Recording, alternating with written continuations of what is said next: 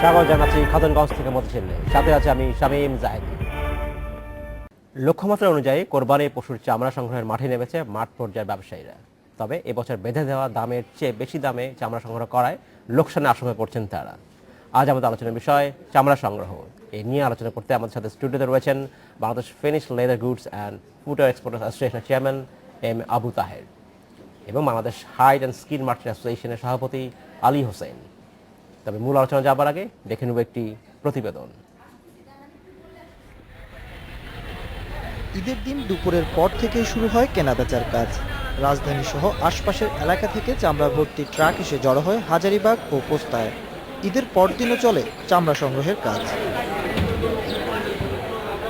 সংগ্রহের কয়েক ঘন্টার মধ্যেই শুরু করতে হয় প্রক্রিয়াজাত করার কাজ, কিন্তু এবছর তাপমাত্রা বেশি থাকায় বেগ পেতে হয়েছে চামড়া সংরক্ষণে। এবারে তাপমাত্রা ভীষণ খারাপ এবং আপনারা জানেন খুব ব্যবসা গরম পড়েছে। এটা চামড়ার জন্য মোটেই ভালো না। যদি দেরি হয়ে যায় তাহলে চামড়া পচন হওয়ার 100% সম্ভাবনা রয়েছে। পাইকারদের পাশাপাশি মাঠে ছিল মৌসুমি ব্যবসায়ীরাও। এতে বেঁধে দেওয়া দামের চেয়ে বর্গফুটে 15 থেকে 20 টাকা বেশি দরে হয়েছে কেনাবেচা। যে পরিমাণ হওয়ার কথা সেই পরিমাণই হয়েছে, আর বাজারটা একটু চড়া গেছে। চামড়াটা মনে করেন এখন আমদানি দেখা যায় কম হচ্ছে, সেটার জন্য আমাদের বেশি দিয়ে কিনতে হচ্ছে। এই ঈদে প্রত্যাশিত লক্ষ্যমাত্রা পূরণ হয়েছে বলে জানিয়েছেন ব্যবসায়ী নেতারা। তবে বেশি দামে চামড়া কিনতে হওয়ায় ক্ষতির আশঙ্কা করছেন তারা। গতকাল আমরা দেখেছি কুরবানিতে পর্যাপ্ত পরিমাণ আমাদের মাল এসেছে, কিন্তু এই বছর ডিক্লাইন ট্রেন্ড আছে ইন্টারন্যাশনাল মার্কেটে। সবসময় যে একই রকম হবে এমন কোনো কথা নেই। ডিক্লাইন ট্রেন্ড আছে, খুব রিস্কের মধ্যে আছে। এদিকে চামড়া পাচার রোধে সীমান্ত এলাকায় কড়া নজরদারিতে রয়েছে বিজিবি। পুলিশও নিয়েছে বিশেষ ব্যবস্থা। Ashraf Alam, independent news, Dhaka. দেখলাম প্রতিবেদনটি আমরা। জনাব আবু তাহের এবং জনাব আলী হোসেন, আপনাকে স্বাগত জানাচ্ছি এই অনুষ্ঠানে। কেমন আছেন আপনারা? ধন্যবাদ আপনাকে। জনাব আলী হোসেন, আপনাকে যে প্রথম প্রশ্ন করতে চাই, বলা হলো যে এবারে চামড়ার যে দাম বেঁধে দেওয়া হয়েছিল, যে রেট, তার চেয়ে বেশি দামে চামড়া কিনতে হয়েছে। কেন এমনটি হলো? আসলে এই বছর আমরা চামড়ার দর নির্ধারণ করতে চাইনি। বাণিজ্য মন্ত্রীর বিশেষ অনুরোধে আমরা চামড়াটা দর নির্ণয় করেছি আর কি। চামড়াটার দরটা নির্ণয় করা হয় পাস্ট, প্রেজেন্ট আর ফিউচারকে কম্বাইন করে।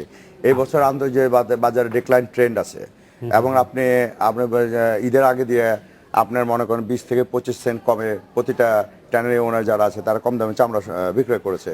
এবং ইটালি মার্কেট অফ আছে, পাশাপাশি চায়না মার্কেট অফ আছে, কোরিয়া সামান্য মাল নিচ্ছে। তো এইগুলিকে কম্বাইন করে আমরা একটা দর নির্ধারণ করে দিয়েছি। দরটা এই বাণিজ্য মন্ত্রী কেন চেয়েছেন এটা হোক? মন্ত্রী নিশ্চয়ই একটা যুক্তি ছিল, সেই যুক্তিটা কি? মন্ত্রী কেন চাচ্ছিলেন? অ্যাকচুয়ালি মৌসুমী ব্যবসায়ীদের জন্য এই দর নির্ধারণটা করা হয়। মৌসুমী ব্যবসায়ীদের মিডিয়া আপনাদের প্রচারের জন্য। আজ থেকে 20 বছর 30 বছর আগেও ধরেন মনে করেন চামড়া বিক্রয় হতো, তখন কিন্তু কোনো দর নির্ধারণ করা হতো না। মাঝখানে কয়েকটা বছর এর আগে আবার দর নির্ধারণ করা ছিল, একটা সময় হতো। মাঝখানে গত কয়েক বছর ছিল না। দর নির্ধারণটা করা হয় যে কুরবানি তো আপনার গিয়ে মনে করেন যে সারা দেশব্যাপী হয় এবং সারা বছর যে চামড়াগুলি জবাই হয় আপনার গিয়ে সেই চামড়াগুলি চামড়ালারা যারা আছে, যারা এই লাইনে অভিজ্ঞ, তারাই সংগ্রহ করে। আর কুরবানির সময় ধরেন মনে করেন যে নতুন নতুন লোক আছে, যে কুরবানি যারা দিচ্ছে তারা আপনার দরটা জানে না, কি দামে চামড়াটা বিক্রি করবে, এই জন্য দর নির্ধারণ করা হয়। আচ্ছা, ধন্যবাদ জনাব হোসেন। আমি আপনার কাছে ফিরে আসবো।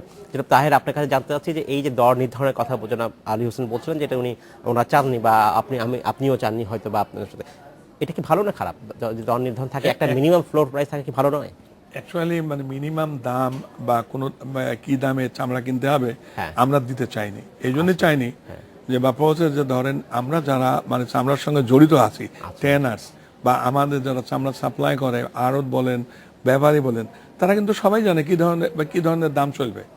কারণ অনভিজ্ঞ, তারা তো অনভিজ্ঞ না, তারা well experienced in this line. আচ্ছা, শুধু ব্যাপার হচ্ছে প্রেশার দিয়েছে যে বা মানে আলোচনা সাহেব যেটা বললেন যে বাণিজ্য মন্ত্রী, হ্যাঁ উনি দিয়েছেন এই জন্য যে মৌসুমি যারা আসবে, মৌসুমি সাপ্লায়ার বা যারা ঈদের সময় চামড়া কিনে চামড়া সাপ্লাই করবে তাদের জন্য।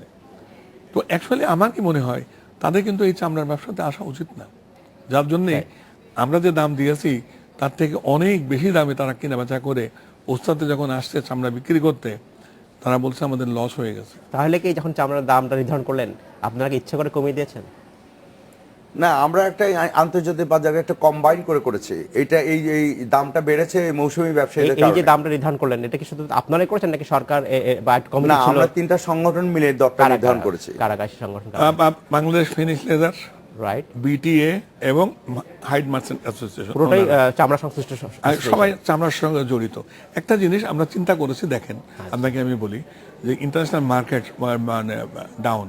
2 নাম্বার, আমাদের উপরে এমবার্গো আছে ইউরোপিয়ান ইউনিয়নে, যে তোমরা এতর ভিতরে হাজারিবাগ থেকে চলে যদি না যাও তো তোমাদের চামড়া আমরা কিনবো না। বিশ্বের বড় বড় যারা ব্র্যান্ড বায়ার তারা কিন্তু আমাদের চামড়া কিনছে না। চায়না কিনছিল, তারা 17.5% ডিউটি ইম্পোজ করেছে। আচ্ছা, সাউথ কোরিয়া কিনতে ছিল, লাস্ট 2-3 মাস তারাও বন্ধ করে দিয়েছে। তা আমাদের ফেট আমরা জানি না, কিন্তু আমরা তো কোরবানি হবে, এই চামড়াটা তো নষ্ট হইতে দিতে পারি না। কাজে এই চামড়াটা কিনে আমাদের প্রসেস করতেই হবে। এই জন্যই আমরা দাম দিয়েছি যে অ্যাটলিস্ট লবণযুক্ত চামড়া এই দামে আমরা কিনবো। আমরা যেমন রিলোকেশনের জন্য কাজ করছি, বহুবার আপনাকে বলেছি, মানে শিল্পমন্ত্রীর নির্দেশ আমরা মার্চের ভিতরে যেতে হবে, এবং আমরা মনে করি 25-30টা ট্যানারি মার্চের ভিতরে মানে ওখানে গিয়ে ওয়েট ব্লো করতে পারবে। তারপরেও সমস্যা আছে, আপনাকে বলা উচিত, এবং আপনার মাধ্যমেই আমি সরকারের কাছে আবেদন করতে চাই যে ট্যানারি এখান থেকে শিফট করতে হলে আমাদের টাকার দরকার। সফট টার্ম লোনের জন্য আমরা বারবার অনুরোধ অনুনয় বিনয় করছি, কিন্তু এখনো পাইনি। আমি এই বিষয়টা আপনার কাছে পরে আসবো। তার আগে আরেকটা জানতে চাচ্ছেন আলী হোসেন, যেটা আমরা জানতে চাচ্ছিলাম যে এই যে চামড়ার দামের কথা হচ্ছে প্রতি বছরে একটা হয়, এই দাম নির্ধারণের পরেও যারা কিছু ক্ষুদ্র ব্যবসায়ী তারা কিন্তু বলছেন তারা আসলে লোকসানের সম্মুখীন হচ্ছেন, কারণ তারা নির্ধারিত দামের চেয়ে বেশি দামে কিনে বাধ্য হয়েছেন কিনতে। এই বাধ্য হওয়াটা কারণটা কি, কেন তারা বাধ্য হলেন? অ্যাকচুয়ালি লাস্ট ইয়ারও চামড়ার দর নির্ধারণ করা হয়েছিল। দর নির্ধারিত দামের চেয়ে বেশি দামে 80, 85, 90 টাকা দর নির্ধারণ করে দেওয়া হয়েছিল লাস্ট ইয়ারে 100-105 টাকা বিক্রি হয়েছে। তো পরবর্তী যে আমরা যারা আছে কাঁচা চামড়া আমরাও ক্রয় করেছি, ট্যানার ফিনিশারের সঙ্গে ক্রয় করেছি, পরবর্তীতে মার্কেট ডেভেলপ হওয়ার পরে সামঞ্জস্য হয়ে গেছে। কিন্তু এই বছর ট্রেন্ডটা একটু ডিফারেন্ট আর কি, ডিফারেন্ট এই সেই। আর বিগত কয়েক বছর চামড়ার কিন্তু বাজার ঊর্ধ্বগতিতে ছিল, মোড়ে স্থিতি অবস্থানে ছিল, এখন পিকে চলে গেছে। পিকে যাওয়ার পর ফ্যাশন কিন্তু চেঞ্জ হচ্ছে, ডাইভার্ট হচ্ছে, বাইং ক্যাপাসিটি লোকে হারিয়ে ফেলতেছে। ফ্যাশন সিনথেটিক দিয়ে যাচ্ছে, প্লাস ফ্যাব্রিক্স দিয়ে যাচ্ছে, তা আলটিমেটলি ফল হওয়ার সম্ভাবনা। আরেকটা কথা আমি আপনাকে বলি, আমরা যে দর নির্ধারণ কথাটা বলেছেন আপনি, পাস্ট প্রেজেন্ট এন্ড ফিউচারকে কম্বাইন করে করি। আমাদের ঈদের দিন, দ্বিতীয় দিন, তৃতীয় দিন, এই 3 দিনে মিলে আমাদের কাঁচা মূল্য প্রায় 1500 কোটি টাকার চামড়া হয়। এই চামড়াটা আমরা যদি এই 3 দিনের মধ্যে আমাকে ক্রয় ফেলতে হয়, সারা বাংলাদেশে ক্রয় ফেলতে হাত বদল হবে। এখন এই যে ক্রয় ফেলেছে, এখন মার্কেট ট্রেন্ড লো আছে। এখন যদি আমরা এই মূল্যে চামড়াটা ক্রয় করলাম, আমার এই চামড়াটা সংগ্রহ করতে আপনার 3 মাস লাগবে, প্রসেস করতে 3 মাস লাগবে। 6 মাস পর বাজার যদি এখন মনে করেন $2 বিক্রি আছে, সেখানে যদি আপনার $1 হয়ে যায়, তো লস হয়ে গিয়ে ব্যাংক ক্রাফটেসি হয়ে যায়, ট্যানারিগুলি ব্যাংক ক্রাফটেসি হয়ে গিয়ে আমরা হয়তো টাকা পেতে আমাদের কষ্ট হয়। শত কোটি টাকা আমাদের ইনভলভমেন্ট আছে। এই কারণেই দরটা নির্ধারণ করলে একটা আমাদের ক্ষতি বিপর্যয় হয়ে যায়। দর নির্ধারণ না হওয়া উচিত। চামড়া একটা অভিজ্ঞতার ব্যবসা, যার অভিজ্ঞতা আছে সে তারই কেনা উচিত, তারই এই ব্যবসার সঙ্গে তাদের জড়িত থাকা উচিত।